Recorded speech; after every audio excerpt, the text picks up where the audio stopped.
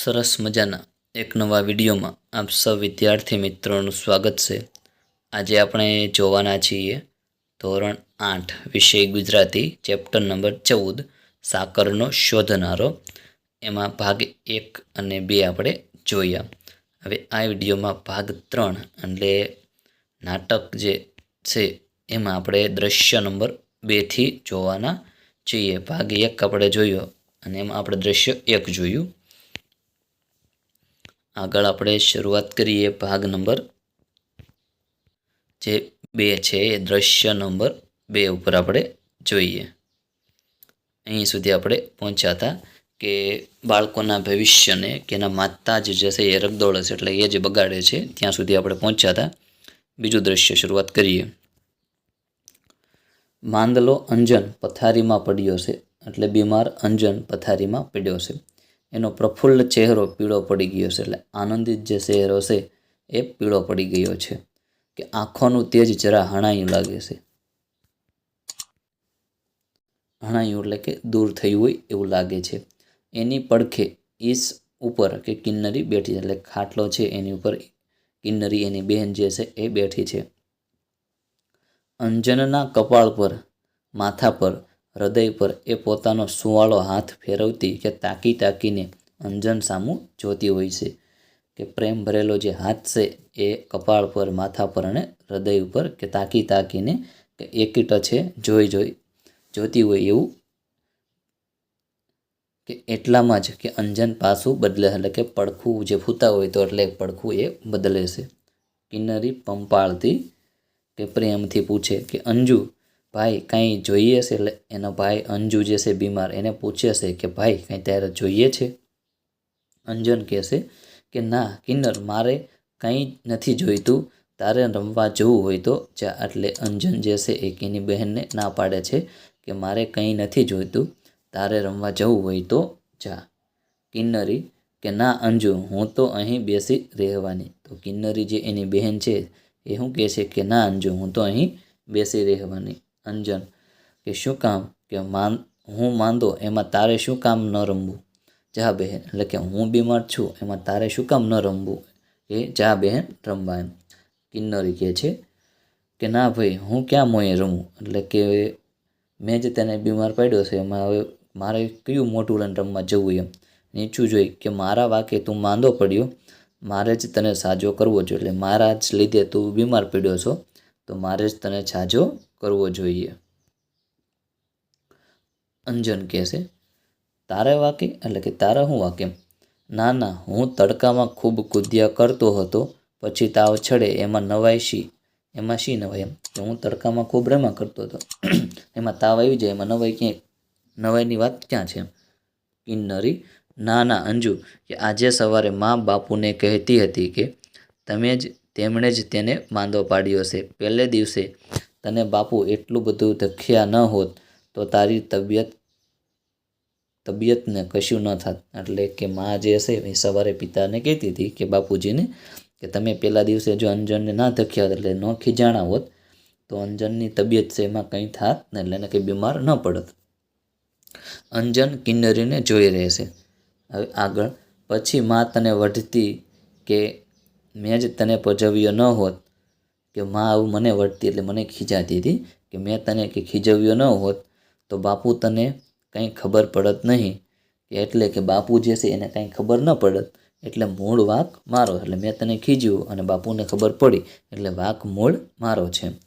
કિન્નરી અંજનની છાતી પર પોતાનું માથું ઢાળી દેશે કે હેતાળ હાથ કે અંજન કે કિન્નરીનું માથું છે ઊંચું કરે છે કે હેતાળ હાથે કે અંજન જે છે એની બહેન એનું માથું ઊંચું કરે છે, પછી તેના વાળ પર હાથ ફેરવે છે। અંજન કે કિન્નરી એમ ઢીલી ન થા। અંજન શું કહે છે કે બેન એમ ઢીલી ન થાય, કે વાંક તારોય નથી ને મારોય નહીં હોય, કે માં ઘડી ઘડી નસીબનો વાંક કાઢ્યા કરે છે ને, કે મારું નસીબે વાંકવું છે, એટલે કે મારું નસીબે ખરાબ છે, કે માં જ કે મારું નસીબ વારંવાર કહે છે, એટલે કે મારું નસીબ જ ખરાબ છે। અંજન હસવાનો પ્રયત્ન કરે છે, હસી પણ શકે છે, પરંતુ તેના હાસ્યમાં રંગ નથી, ઉમંગ નથી અને ચેતન નથી। હવે અંજન જે છે એ હસવાનો પ્રયત્ન કરે છે, હસી પણ શકે છે, પરંતુ હાસ્યમાં રંગ નથી, એટલે કે આનંદિત નથી. ઉમંગ એટલે હરખ નથી. ચેતન એટલે કે એમાં પ્રાણ નથી.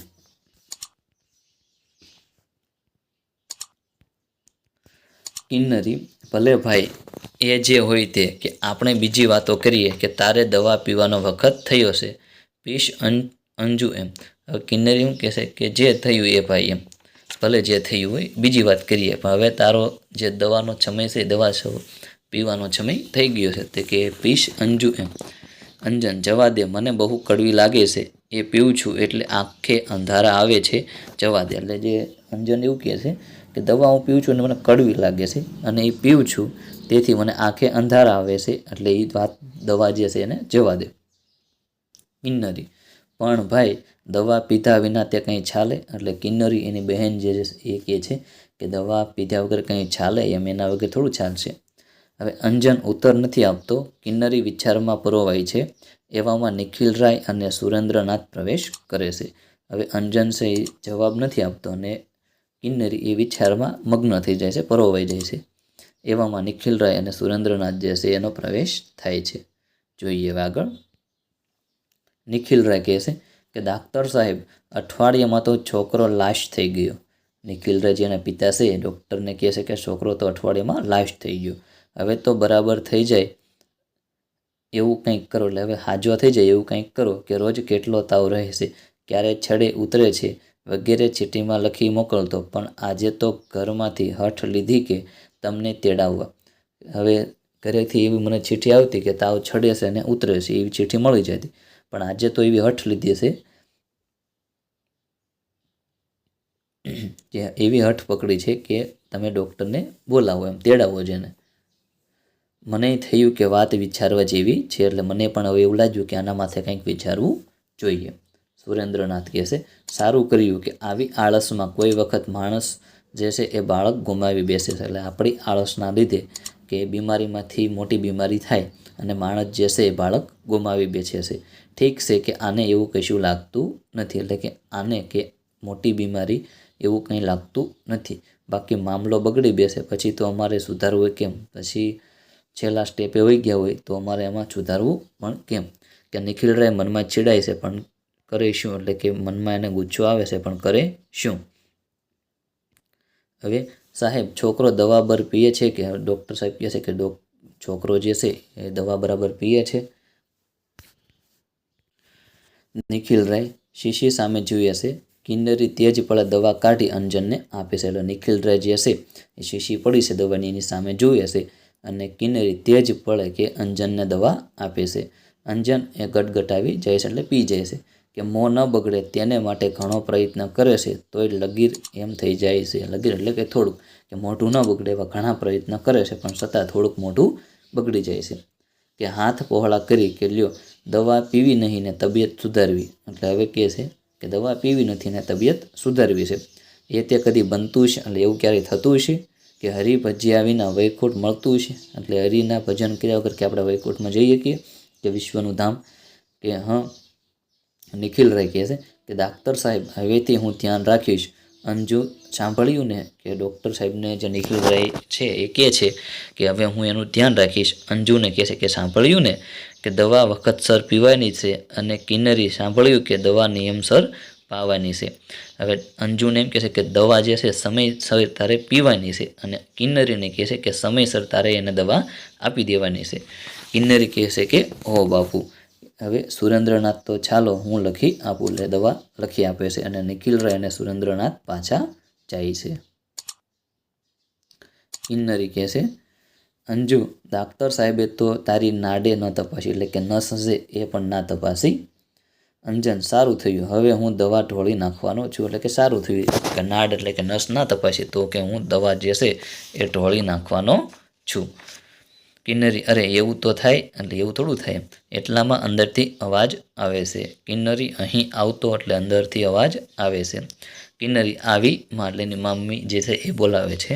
અંજન: જા, કે માં શું કહે છે? તું અહીં બેસી રહે છે અને એને તો કંઈ મદદ કરતી જ નથી. એટલે અંજન એવું કહે છે કે તું અહીં બેઠી રહેશે, એટલે કે મમ્મી જે છે એને પણ તું કંઈ મદદ કરતી નથી. કિન્નરી જલ્દીથી જાય છે અને અંજન ધીમેથી પથારીમાં બેઠો થાય છે. કંકાસથી, ઝઘડાથી કે હું હસતો નથી એટલે માં રડ્યા કરે છે, હું બોલતો નથી એટલે બહેન ગમગીન બની છે, પણ હું શું કરું? હવે આમ ગુચ્છાથી કહે છે, ઝઘડાથી, કે હું હસતો નથી એટલે કે મમ્મી જે છે એ રડ્યા કરે છે, કંઈ બોલતો નથી એટલે જે બેન છે એ ગમગીન થઈ ગઈ છે, દુઃખી થઈ ગઈ છે, પણ આમાં હું શું કરું કે મારો આનંદ મરી ગયો છે, કે ખુશી છે એ બધી ચાલી ગઈ છે, જાણે જીવન જ જતું રહ્યું, એટલે કે જાણે જીવન જ ખલાસ થઈ ગયું એવું લાગે છે, કે હાંફતી હસતી કિન્નરી પાછી આવે છે. કિન્નરી કહે, ભાઈ ભાઈ કે ભાસ્કર કાકા આવ્યા. હવે અંજન હોશથી એટલે કે આમ ખુશીથી કે કે ચાલ ક્યાં બેઠા છે, એ પૂછે છે કે ક્યાં બેઠા છે, તો કિન્નરી કહે છે કે હમણાં અહીંયા આવશે, કે માં તેને તારી જ વાત કરતી હતી, કે કિન્નરી જે છે એ કહે છે કે ભાસ્કર કાકા આવ્યા છે અને અંદર બેઠા છે, કે એ તારી જ વાત કરતા હતા, કે અંજનના હોઠ પર હાસ્ય ફરકે છે, કે એના ચહેરા પર હાસ્ય આવે છે, અને એમની પેટીમાં તો શાશા રમકડા લાવ્યા છે, જાણે રાતને દિવસ રમ્યા જ કરીએ. એટલે શું કે એની પેટી જે છે એમાં તો અલગ અલગ નકરા જ રમકડા છે, જાણે રાતને દિવસ રમ્યા જ કરીએ. કે આ સાંભળતા જ કે અંજનનો ચહેરો ઉતરી જાય છે, એટલે કે દુઃખી થાય છે. શું કામ? તો કે એને રમતની બધી ના પાડી હતી, કે કિન્નરીને કે તેનું કારણ નથી સમજાતું, કે પાછળથી નિખિલરાય અને ભાસ્કરરાય આવે છે, કે અંજનને આ વાત જે છે એ ગમે છે ખૂબ, પણ દુઃખી થઈ જાય છે, નિરાશ થઈ જાય છે, પણ આ વાતનું જે કારણ છે એ કિન્નરીને સમજાતું નથી, અને પાછળથી નિખિલરાય અને ભાસ્કરરાય આવે છે, પણ ભાઈ બહેનને કે તેની ખબર ન પડે એમ એવો છાના માના ઊભા રહે, એટલે ભાઈ બહેન જે છે એને ખબર ન પડે એમ બે પાછળથી આવીને છાના માના ઊભા રહે છે. અંજન, ભાસ્કર કાકા ભલે આવ્યા, ભલે રમકડા લાવ્યા, પણ એમને ક્યાં ખબર છે કે બાપુએ એની બંધી કરી છે. હવે અંજન એવું કહે છે કે ભાસ્કર કાકા ભલે આવ્યા, પછી ભલે રમકડા લાવ્યા, પણ એને ક્યાં ખબર છે કે બાપુએ મને જે રમકડાની બંધી છે એ ના પાડી છે, કે રમવાનું નથી. કિન્નરી હસતી જતી, તું જોજે તો ખરો, કે એવો બાપુને કહી દેવાના છે કે આપણને કદી વટે નહીં. હવે કિન્નરી હસતી જતી હોય છે અને કહે છે કે તું જોજે તો ખરો, કે એવો છે ને બાપુને કહી દેવાના કે આપણને કદી વટે નહીં, કે મારે નહીં પણ બસ રમવા જ દે. એટલે એ કહી દે કે આપણને મારે નહીં અને ખીજાય નહીં, કે રમવા જ દે. હું અહીં આવી ત્યારે એવો માને એમ જ કહેતા હતા, કે હું અહીં આવી ત્યારે તે માને એવું જ કહેતા હતા, કે અંજન કે આતુર આંખોએ કે રાહ જોતો હોય એ આંખોથી, તું સાચું કહે છે કિન્નર? એટલે અંજન છે કે તું સાચું કહે છે કિન્નર? અરે તો બીજું જોઈતું જ છું, એટલે આનાથી વિશેષ શું હોય એમ. ઉલ્લાસભર્યો કે અંજન કિન્નરીને બાજી પડે, એટલે પેટી પડે છે, કે તેઓની નજર પડે છે એ પહેલાં ભાસ્કરરાય અને ભાસ્કરરાય જે છે એ નિખિલરાયને લઈને ચાલ્યા જાય છે.